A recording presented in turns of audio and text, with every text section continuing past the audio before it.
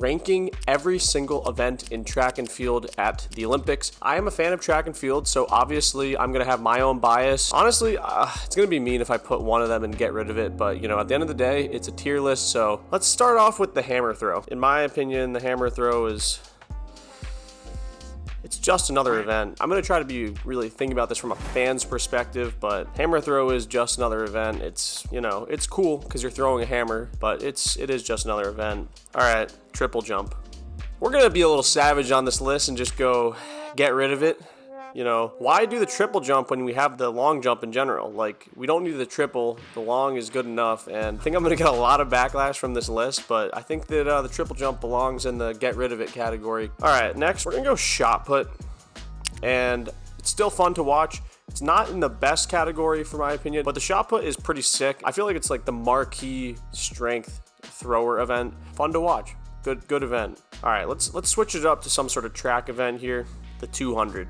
It's a pretty ideal event in my opinion. I think it's the best sprint event, so it's going to go in best, toughest, greatest, so top of the list. 200, you can't complain about it. I just think it's so entertaining because if you get a bad start in the 100, it's kind of over for you, but the 200 really, in my opinion, shows who's the best long sprinter, obviously.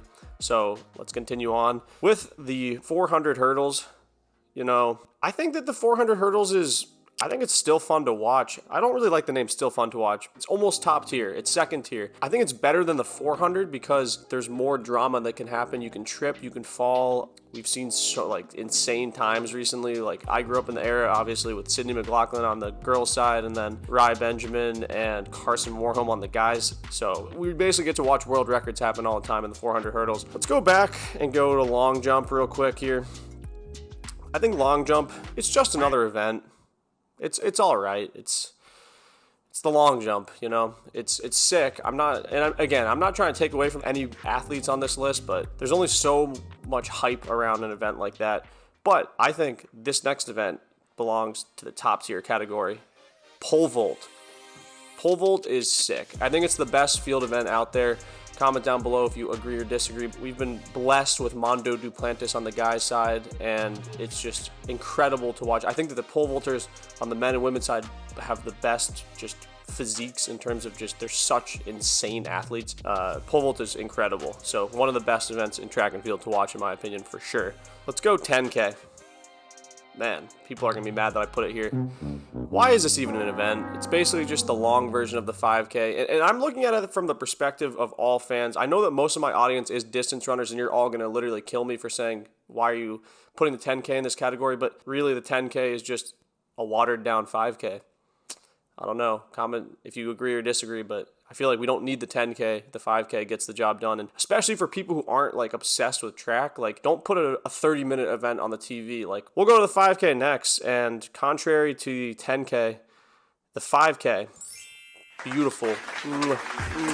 Beautiful race. I think it belongs in the top tier category because it's the true who's the best strength guys out there. And it is a little bit long for some people. This is where my bias comes in, but I think it's just such an exciting, dramatic race to watch. So the 5K belongs in that top tier category for me. Before we get any further into this video, I want to thank our sponsor for today's video, BetterHelp. I set some pretty big goals for 2024, but unfortunately, literally at the beginning of the year, I got this annoying Achilles tendonitis injury, which has kept me away from doing what I literally love most in life, running. It has been absolutely devastating not being able to run, but instead of looking at this as a negative, I'm trying to embrace this situation as a challenge that I can get better from. So one major thing I've found is that you don't have to be alone with your struggles. Speaking with a therapist can help ensure that you stay on track with your goals and your aspirations when life throws you a curveball. So I want to thank BetterHelp for sponsoring today's video. BetterHelp makes starting therapy easier and a lot less intimidating for a lot of people. BetterHelp allows you to have therapy sessions as a phone call, as a video call, or even as messaging,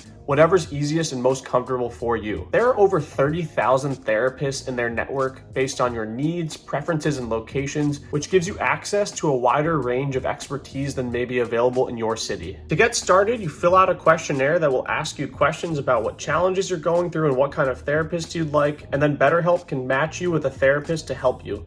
You'll be matched with a therapist in most cases within 48 hours. You can schedule therapy sessions at a time that is convenient for you. If you feel like your therapist isn't a great fit, you can switch therapists with a click of a button in your settings for no additional cost. So if you are interested, click the link in my description below or go on betterhelp.com/athlete-special. By clicking the link, you help this channel out and you get 10% off of your first month of using BetterHelp. If you're interested, click the link down below. All right, let's move on to the steeplechase. And we'll go with just another event in the middle tier. It's not the best event. It's not the worst. Honestly, like the steeplechase always gets disrespected at the Olympics by like being put on at some random time of day. I never feel like the steeple is the most dramatic race out there. We haven't had too many kick finishes in it. Usually the best person just wins. Where there's usually more drama in other events. So yeah, we'll go right in the middle there for the steeple. All right, let's move on to the discus. And for the discus, I'm just gonna say, why is this an event? I feel like the discus is just, to me, as like a distance runner, it's just like another shot put basically, but it's not the shot put. And man, I'm gonna get some heat because I really want to keep prefacing that I'm not trying to disrespect throwing events, because I'm sure throwers probably think that all distance events are the same too, but this is just coming from my perspective. We'll go high jump next, and yeah, I'm putting the high jump in the second to the top tier because, again, it's one of the most exciting field events. I think it's a really cool, easy way to see someone's skill and an ability. Like, how high can you jump? Events that look really crazy to do are fun to watch. So we're going to put that there. Next, we'll go on to the javelin. It belongs right in the middle. It's not quite the shot put, but it's more exciting than the discus. Actually, you know what? We're going to move it up a tier. I'm going to move it up a tier. First correction of the day. Moving the javelin up because it is actually really sick to watch people throw a javelin far. Again, it's one of those metrics of like how far can you throw this item, and you know, obviously that's what discus is as well, but javelin's cool because it's like a spear. It's literally like we used to kill animals with this, and now we are the modern day hunters. So let's move on to the 100-meter dash. I think people are going to be mad that I'm not putting it in the top tier category. I'm putting it in still fun to watch, but it's not quite top tier because I just feel like ever since Usain Bolt, the 100 has been ruined for me because it's never going to be as fun as it was with Usain Bolt. You know, if you agree with that, let me know. You know, I got to watch Usain Bolt in his prime when I was a kid growing up, and then I just feel like there hasn't been anyone really dominating it the way that Usain Bolt did, and it's over before you know it. So I don't know. I feel like the 100, it's good, but it's over too quick. So not quite the best, but I think it's a cool display of pure speed. So now we're going to go 100 hurdles / 110 hurdles.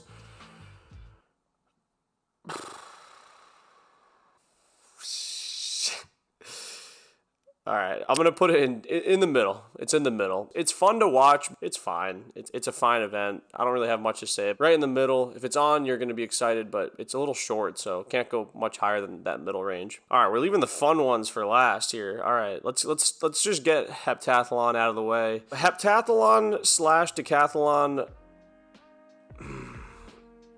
I want to put it lower, but for the wrong reasons. It goes in just another event because it literally is just all of the events. Don't get me wrong, the athletes in the heptathlon / decathlon are the best athletes in the world. I truly believe that.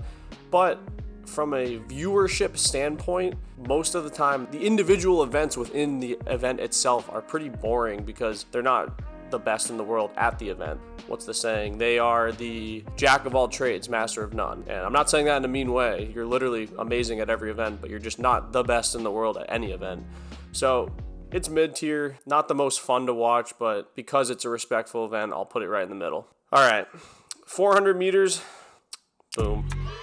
Phenomenal event. The open 400 meters, it's pretty fun to watch. Super short, but not too short. Such great physiques in that event, and just watching these guys / girls sprint for a whole lap is like awesome. It's like, who's the best at running a lap around the track? I feel like it's pretty cool. Okay, 4x100. Why is this even an event? It doesn't get to be thrown out of there, but personally, I just don't like it because the US literally always drops the baton, but I feel like from a viewership, I don't know. The 4x4 isn't on this tier list, but the 4x4 is more fun to watch than the 4x1. Feel free to disagree with me because I'm sure I'm incredibly off on a lot of my takes. Okay, we're going to go 800 meters.